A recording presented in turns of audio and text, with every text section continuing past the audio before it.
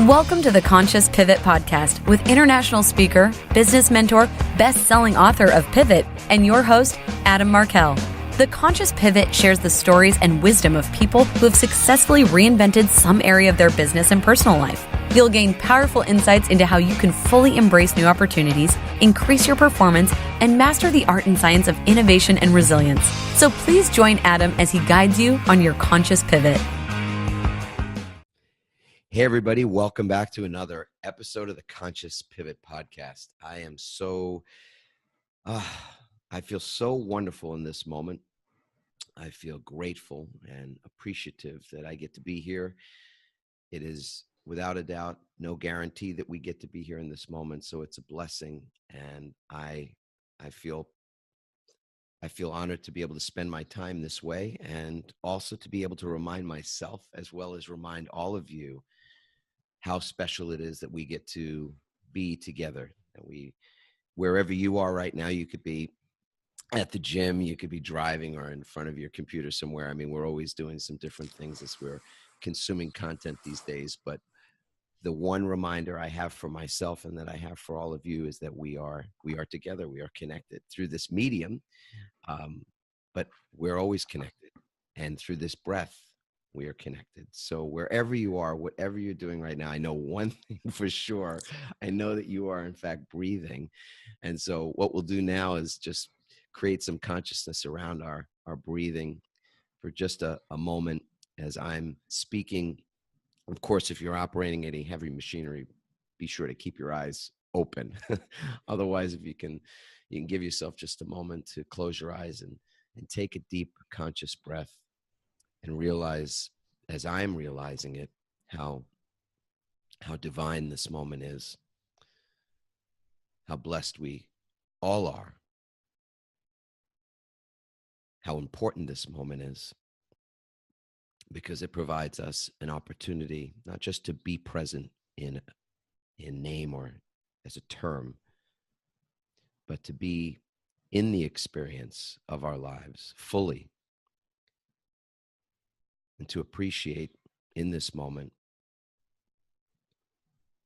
the infinite that's within us, all that there is that we have yet to experience, that we do not know, and how much a gift that is for ourselves and for the world. And of course, as we take this breath, as we receive a breath, there are people who are taking and receiving their very last breath in this moment. So it really is something to appreciate, regardless of whether there are challenges in your life. There are challenges in everybody's lives. And to be in appreciation, to be in gratitude is divine.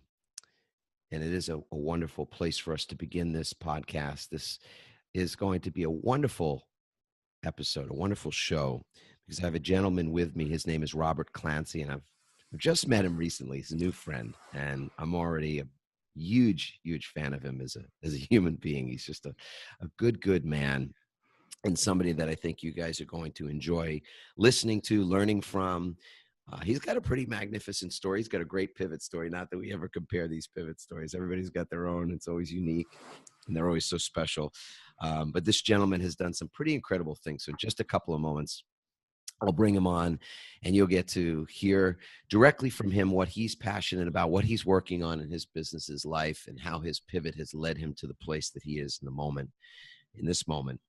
He is the founder of a company called Spiral Designs, and they've been around for 30 years. Incredible company in the marketing space, ad design, branding, kind of I don't want to say a one-stop shop. I'll let him speak more about his business, but it sounds like they do some really incredible high-end work for companies large and small. Among those companies are Citigroup and Home Depot, and they've done a lot of work, I think, with entrepreneurs, small business owners as well. So he's going to be a great resource today. I'm going to talk a little bit about that, how he got into that business, as well as some of the other pursuits he's had. He's also a best-selling author, and he writes about spiritual topics, something that is really near and dear to my heart as well. and has an incredible following on Facebook. I don't want to say too much. As you guys know, I typically don't do these long introductions, but toss it back over to our guest so he can share what he's passionate about.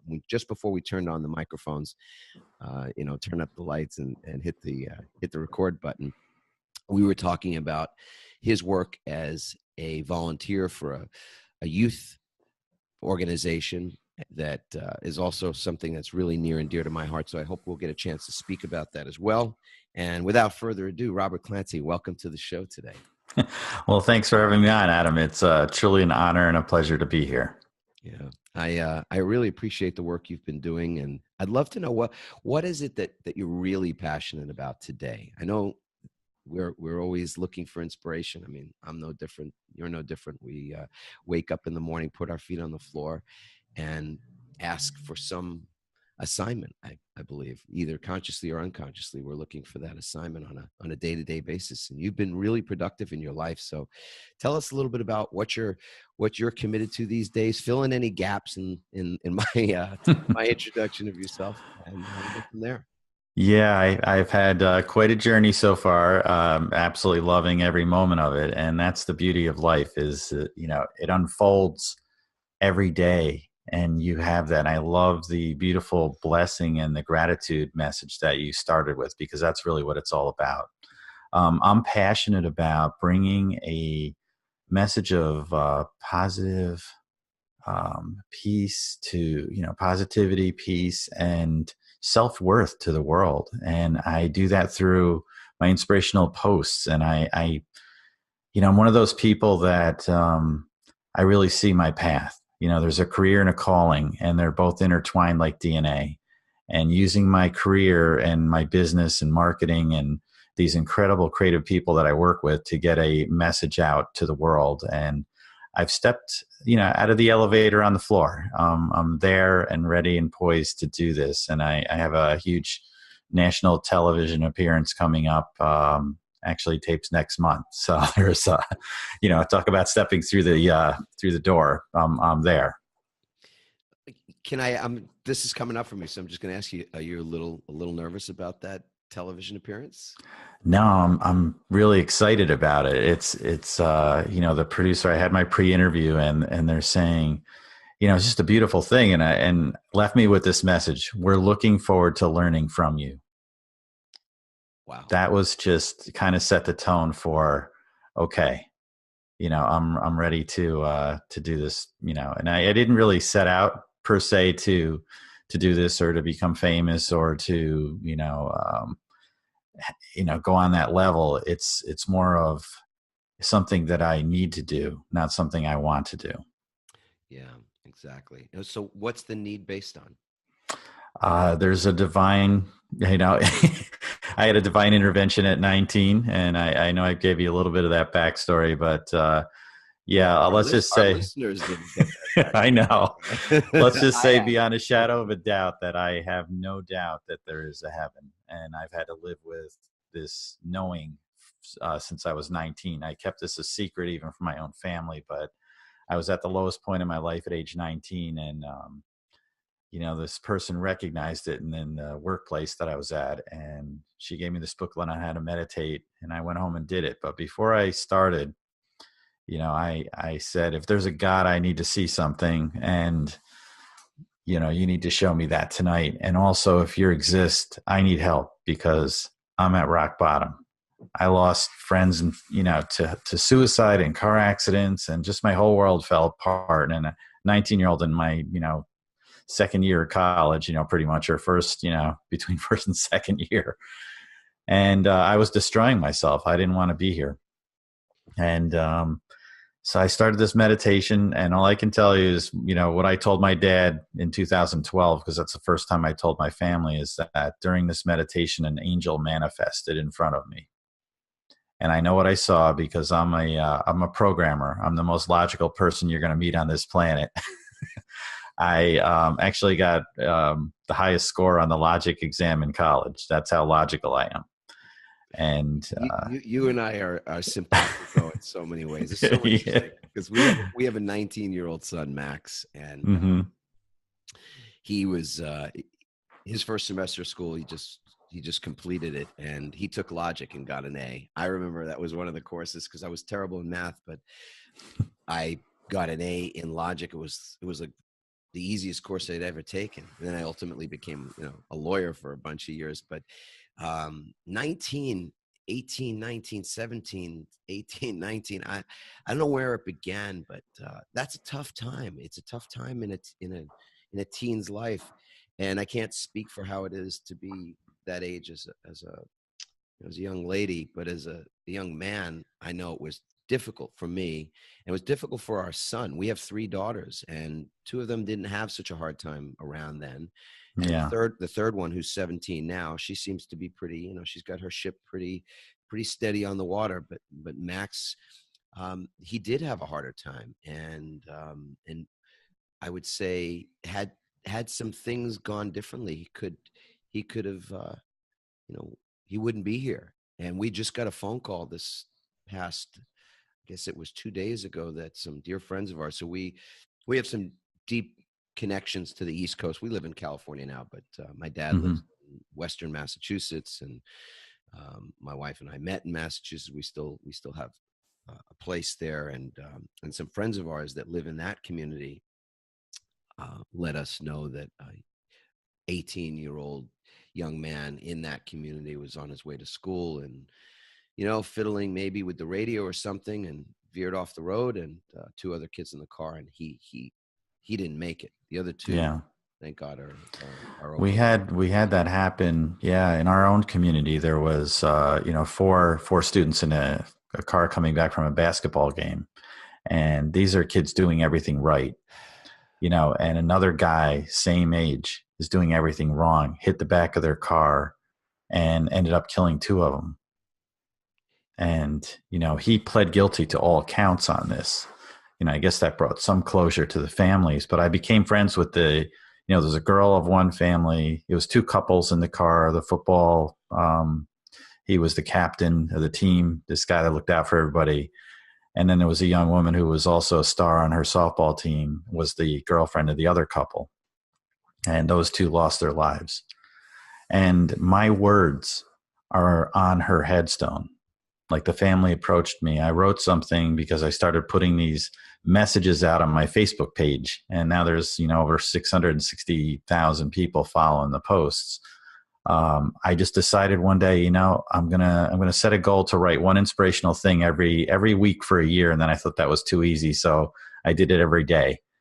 And I just started putting these messages out, and they were, all people around the world have been touched. I've been messaged by a woman who was a mother who was planning on committing suicide, saw my words come up in her feed and changed her mind, and she messaged me. I mean, you can't put a price tag on that. It's priceless.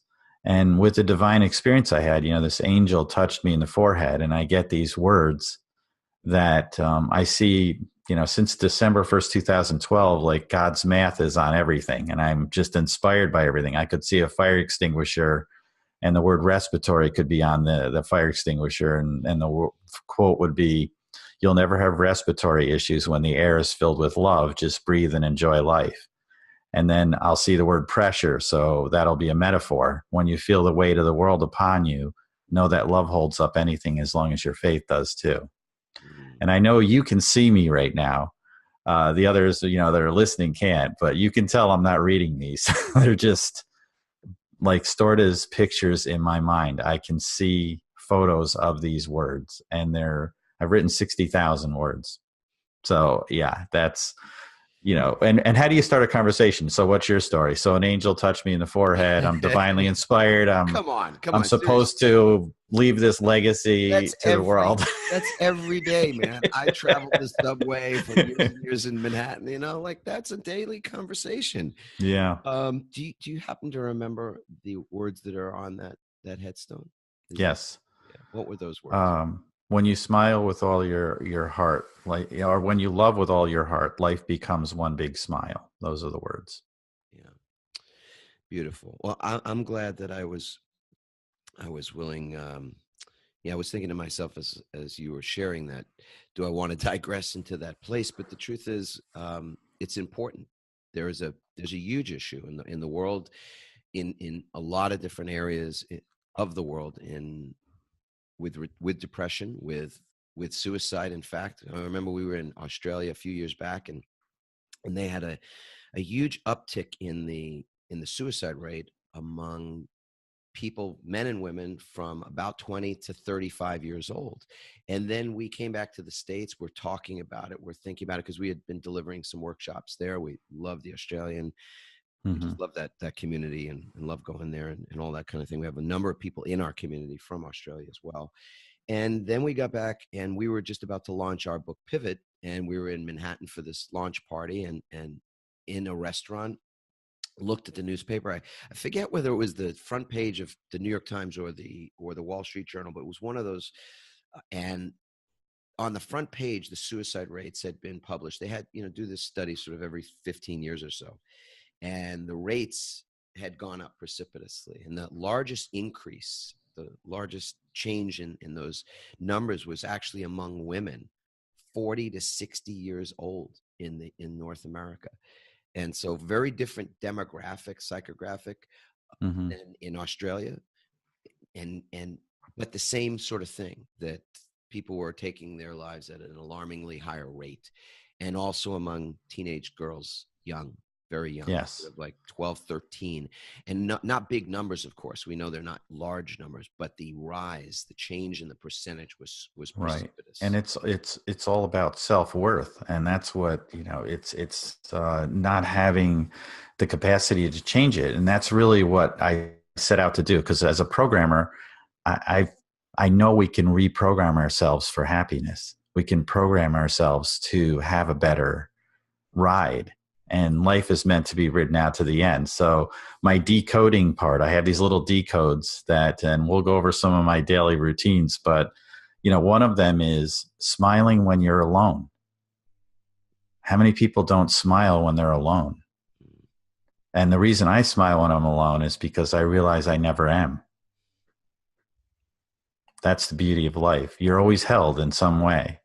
And understanding the self-worth, it's, if you think of a painting, so think of the most beautiful painting you've ever seen. Now, if I shrunk you down and put you on that painting and on that canvas, and you looked around you, you would just see a bunch of bloody, crappy colors sometimes, depending where you are in it. But when you back up, you're looking at a Raphael painting, you're looking at Matisse, you're looking at, something done by Leonardo da Vinci or one of the masters. When you back up, you see the whole picture. The reason we never see the picture that God has painted for us is we're always standing on that canvas. You just have to believe that you're standing on that bigger, beautiful image, because that's what it is. All of those things add up to that. All the colors and all the experiences you have, when you're going through something in your life. And I've come to that realization, and that's really the beauty of life, is to learn all those experiences. Why do you think we have them all? They all mean something. Just like we have things that taste sweet and things that taste bitter. But when you mix them just right, sometimes, you make something incredible with it. Robert, do you dig A Course in Miracles? That's the other. I've read about, I can count them on one hand, the number of spiritual books that I've read and have actually finished. You have to take away a couple fingers. And I haven't done any of these courses. All of this stuff is just what I call downloaded. I just innately feel it, know it, and I'm giving the information for it. And I've talked to some incredible spiritual people on this planet, and they're going, they're looking at me saying, wow, how do you know that? Like, I just do. It was given. That's how I've lived my life for the last 30 years. And I've taken incredible time to look at the smallest moments of life, because that's where the beauty is. I'll sit there and look at just how a child smiles, how two people are holding hands, how they're just talking to each other. Just the littlest things in life are where the beauty is. And when you stop to see that, I call it old souls. Old souls do stop and smell the roses. That's what you need to do. Slow down and take it in. As fast as everything's coming at us, with technology and the internet and the news. And, there's stuff now being talked about on the news that I'm just sitting here thinking, okay, this is an opinion of an opinion of an opinion. And you know how that is. When you pass word of mouth down the chain, the whole story is different by the end. And they're reporting on things as it is, locked down. This occurred. We don't know. You have to have, I like to sit back and get all the facts first. And I'm not saying there's fake news. I'm not on either political side. Trust me on that one. But there is some validity to waiting to actually get the full story, because there's people that are making judgments before all the facts are in. And when did we switch over to that? Well, I don't know that there's ever been as I'm contemplating what you're saying, I don't know that I feel like there's been a switchover. I feel that judgment's been with us too long to remember for any of us when that began. But a couple of things that you said, I think, really important. One is that I don't believe it requires a reading. Meaning, I think our spiritual practices are different. Our paths are different, yet all roads lead to the same place. Right. Regardless of what the teaching is or the text is. I do think the text and the teaching is important. It has been for me anyway, because it helps me to open myself into that, or to allow myself to be open when I'm closed. And I find my heart opens and closes the way in the aperture of a old camera, the way the camera lens works. It opens and closes, and I think that's probably the case for most people as well. So anything that helps me to open is a great thing. And I love A Course in Miracles, not because I've read it, because I've only read actually one section of it. I've perused other areas of it, but I've spent a few years in this one spot that a friend referred me to, chapter 30, which is the new beginning. And what's really beautiful in that spot in the text is the discussion of decisions, of these decisions that we're making from the moment we wake, and probably even in our unconscious states, we're making decisions continuously, either with the truth, knowledge of love and of what is true, or with something that's less truth, more from a place of fear, or some other word that whatever you would say is the antithesis of love. And very much, I think those are judgments. Those decisions are judgments. So you're right. We're making judgments all the time. And the question is, what are you making those judgments, those decisions with? And so to be witness to all the places where love exists. In fact, I think it's fair to say there's nothing we can look at that doesn't represent love in some way. That they're right in even in the ugliest of things, the ugliest of situations, the ugliest of behaviors of people and everything else. There's nothing innate, or there's nothing about that isn't rooted in love in some way. And to see that, or to feel that, I think is not an easy thing to do, because we tend to want to move to judgment and make things right or wrong, or good or bad. And I guess that's a part of how we navigate the world. Do you agree with that? Yeah, and I kept seeing the image, that when we're mired in the shadows of despair, or when you're in this darkness, you fail to see that light. But if you pull back the perspective, when you're in those shadows, the shadows created by the light. And you can just simply step out of it to be back in it, which, if I look at it that way, then all darkness has some form of light connected to it, because the darkness couldn't exist without light. And that's, when you look at the silver lining in a situation, that's where the light is. My mother was diagnosed with cancer, and she had really, emotionally gone in a downward spiral at that point, and it was affecting her health. And then she got an early form of dementia, which then was taking her short-term memory. And my sister thought, okay, she's getting Alzheimer's now. She's not going to remember us. And we're going to be in this, just awful, because now she's got cancer plus this. Well, guess what she forgot? She forgot that she had cancer. And every day I saw her from that point forward, she was smiling. And there was no more stress on her face. And I know it extended her life because that's how it works. And then I thought, when I was putting her funeral video together, every picture I found of her, she's smiling in it. And I remembered at that moment, I grew up with that every day. I had that smile and thought, what a beautiful thing that, she brought to my life and to others, because she was a beautician. And this one woman at her wake said, your mother, she said, I know I'm an ugly duckling. That's how she came over to me. She said, but one thing that your mother, she not only made me look beautiful, the most important thing is she made me always feel beautiful. Mm. What a magnificent tribute to your mom. The universe is the most perfect machine ever created. I remember Emmett Fox. I read something that Emmett Fox read and wrote, and I read it. And my view of the universe changed when I read that, because there's no extra parts. You think about a perfect machine. There's no parts that aren't supposed to be in the machine, and there's Right. nothing lacking. And so even the word need, and I'm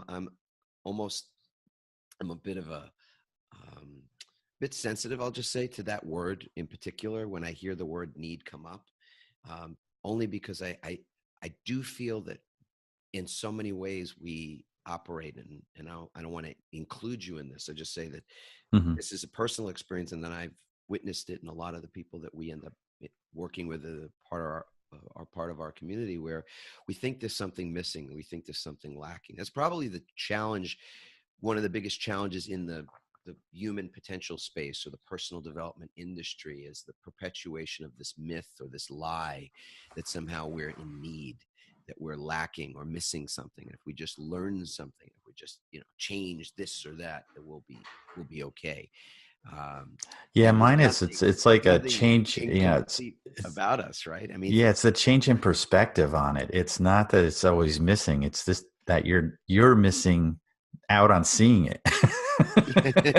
Exactly. Like seeing the fact that there's, as we were saying, these experiences or things that we observe in the world, if we looked at it as though, if our perspective was that there's nothing erroneous about it, there's nothing that's in there that's not supposed to be in there, there's nothing that's missing from it, because it is this perfect system, this machine, whatever you want to call it, that we wouldn't judge quite as harshly, I think, that something is wrong, even in the midst of a tragedy. Like, it very difficult to hear of the passing of an 18-year-old boy in an accident, just as we did, and not feel the tragedy of that and the despair for the people who have lost this young man, and to have our hearts be broken for the whole situation.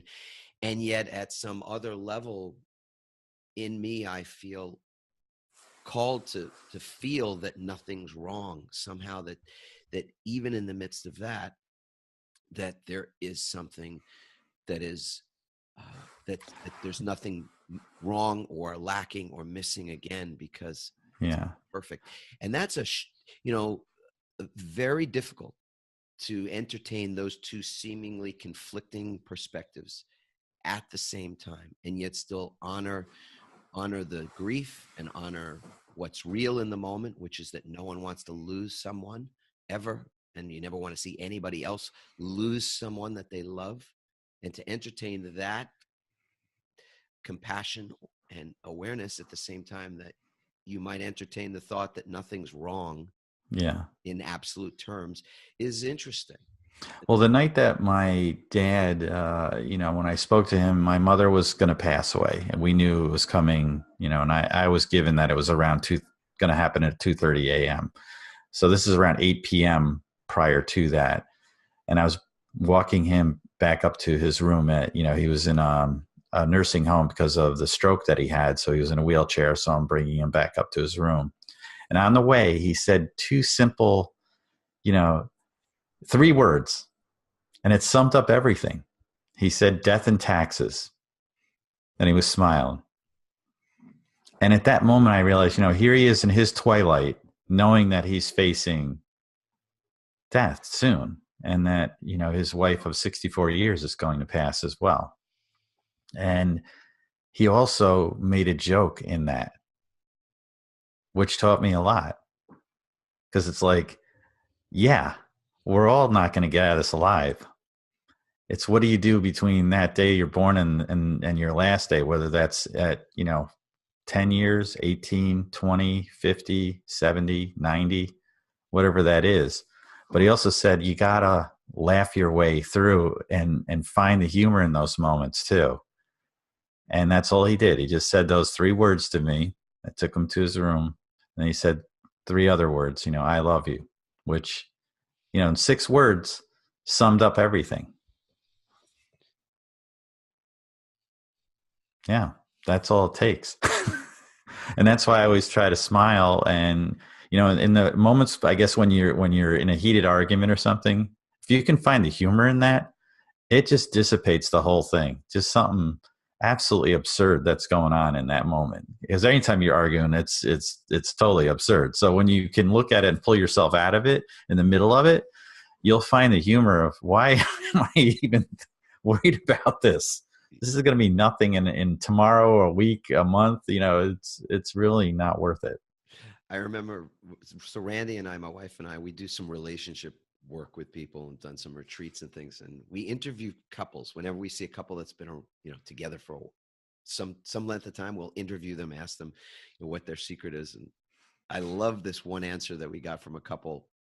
It said, yeah, well, the way we argue. So sometimes we'll ask people, how it is that you conduct an argument, because that's important to realize. We're going to argue, we're going to disagree.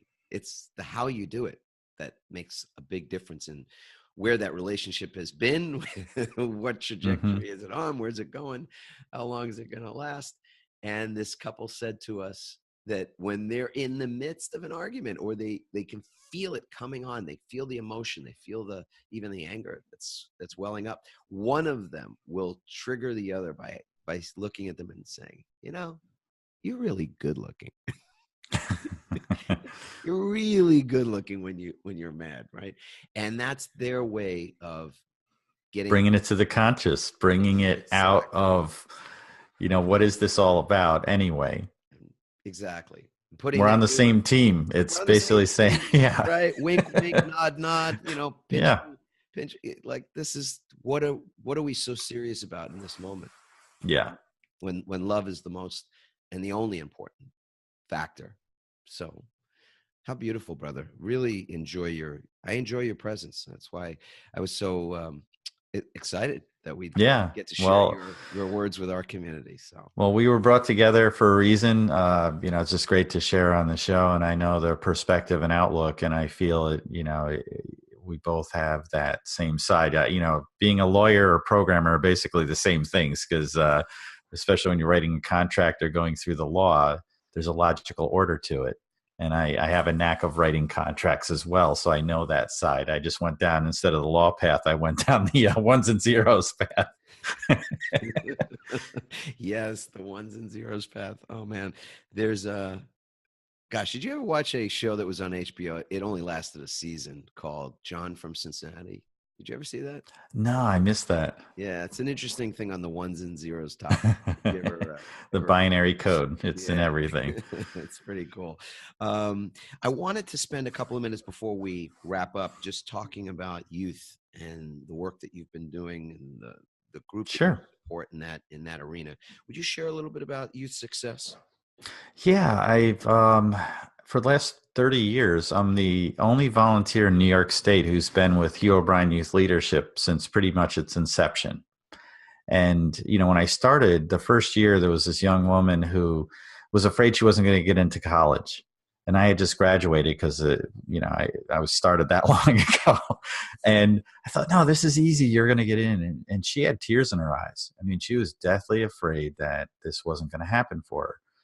And at the end of this conference, this is my first year, she came up to me and said, "This changed my life." And she was smiling and crying. And I thought, we just had fun over this weekend. It's just a lot of enthusiasm. And I've spent a lot of time thinking about that word enthusiasm, because that really sums up what Hugh O'Brien Youth Leadership is. And, originally enthusiasm was meant as inspiration or possession of divine presence. And then what that leads me, if to be filled with enthusiasm, my belief is you must also be filled with love. And that's what it is. And this love happens during these 3-day seminars, and everybody is just given an opportunity to discover who they are. They're taken out of their cliques. They're taken out of there's no media. I mean, we're really not getting, I don't even know what happens in the world for 3 days. That's how, it's packed with information and activities had happened during this weekend. So anyway, she came back the next year, and she got a phone call, came back, and she's crying. And I thought her grandfather passed away or something. And she said, no, I've been accepted to college. And there's more. It's on a full scholarship. And it's to Harvard. And she said, it's because you were here for me.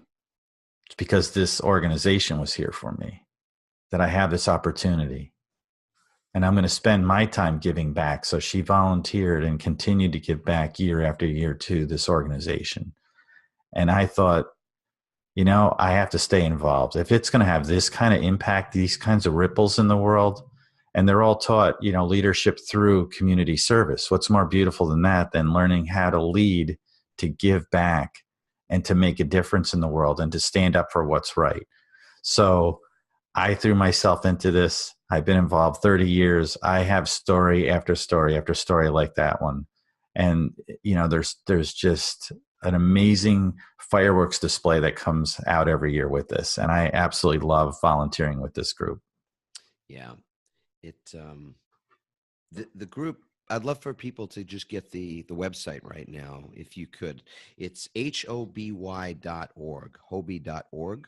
Yes. hobyny.org. What's the best way for people to find out more about your work? Yeah, for the organization, go to the national site, because they're going to have connections to all the other volunteer groups. And this is all a grassroots thing throughout the entire world. It's in 38 countries. It's in every state in the union.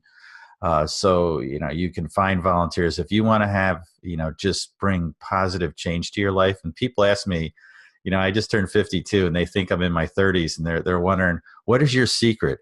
It's volunteering with high school sophomores that are just full of this wonderful energy. And I don't know, maybe it's affecting me. Yeah. Well, for the better. Yes. Hang around with some high school sophomores. Is that what you said? Yeah. Yeah. It's what a great.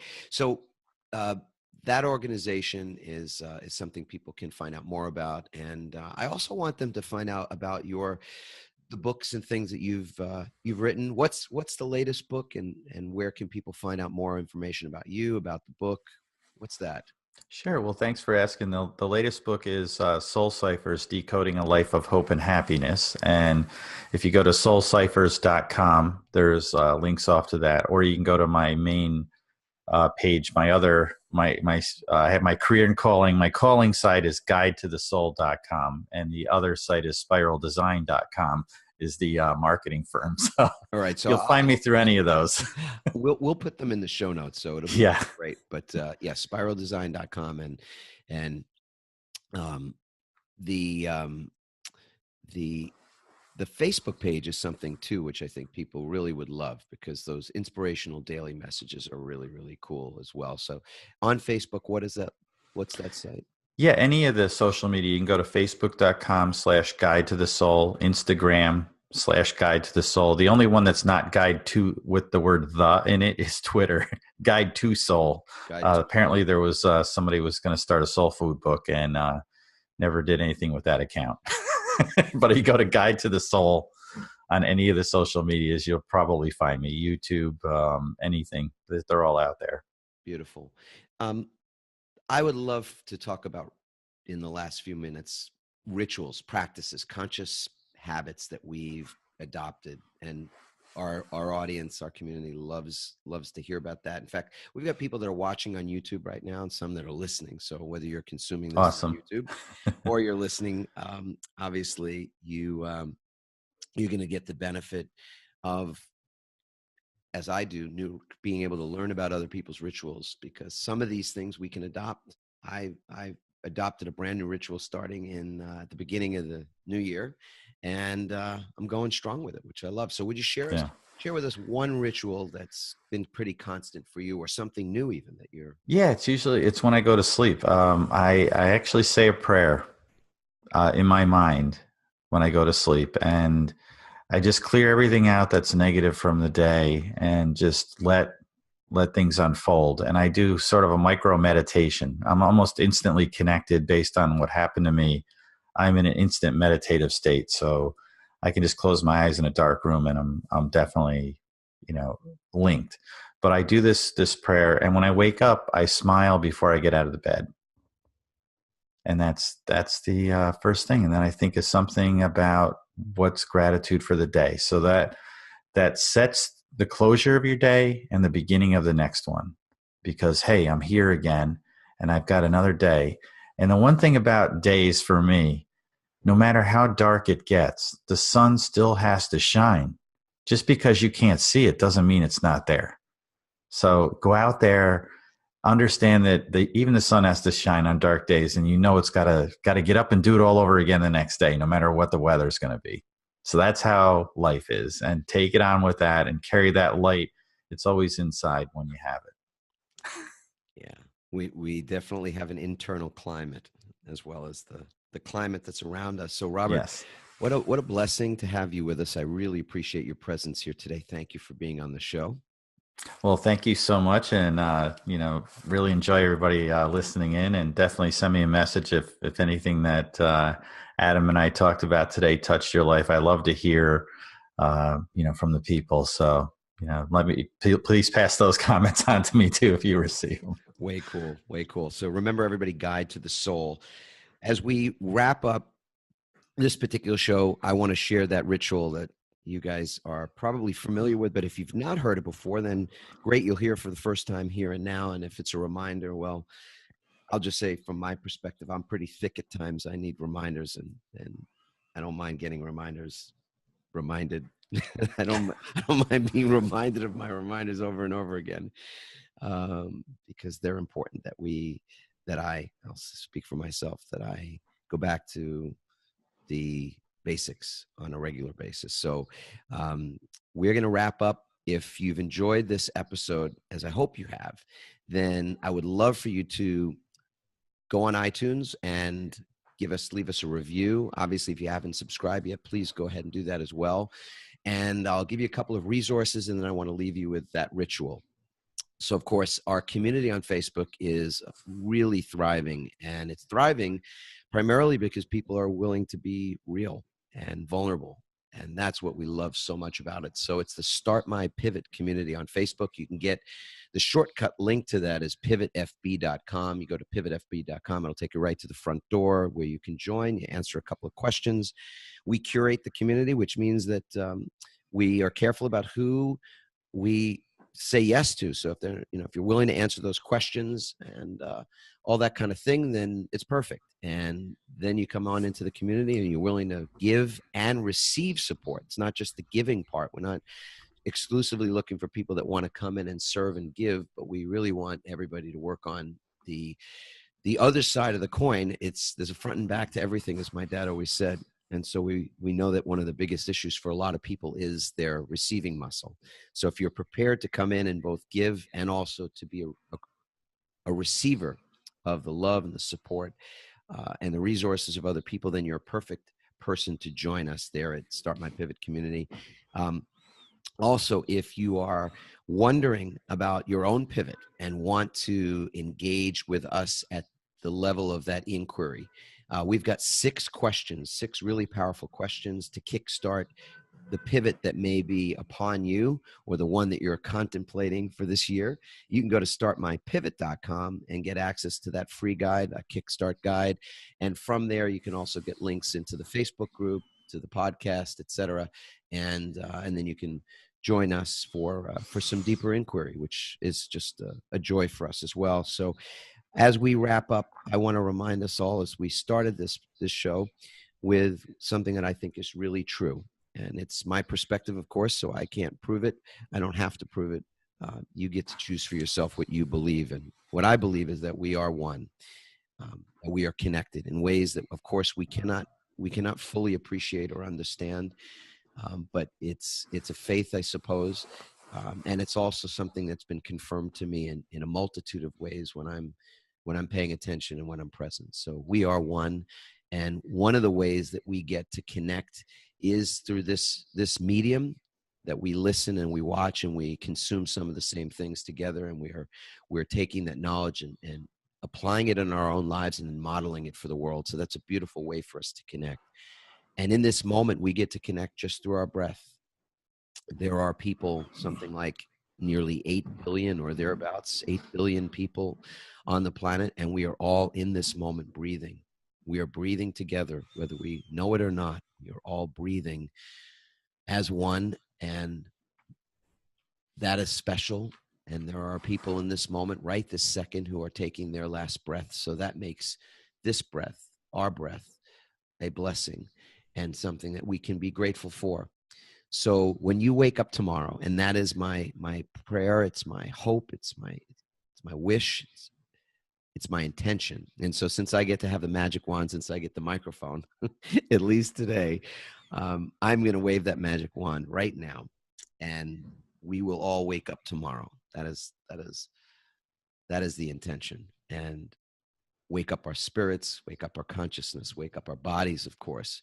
And in that waking moment, as you take that first precious breath of the day, if you remember something, please remember to sit, lie, be still for just a moment, to do as Robert had suggested, that you put a smile on your face in that moment in gratitude for that breath, knowing how important it is. And then put your feet on the floor, stand up to greet the day, and declare these words out loud. I love my life. I love my life. I love my life. 3 simple steps to begin the day. Wake up, be grateful for a moment even, and declare I love my life. That's a ritual you can practice for the next 21 days and then beyond. I've had people all over the world who've left me know that simple 21-day practice turned into a ritual that has lasted years and years and years, as it has for me. So wherever you are right now, have a beautiful rest of your day or your evening. And we're sending you tons of love. Robert and I are sending you our love, and we've enjoyed being with you today. And until next time, I will say ciao for now, everybody. Bye-bye.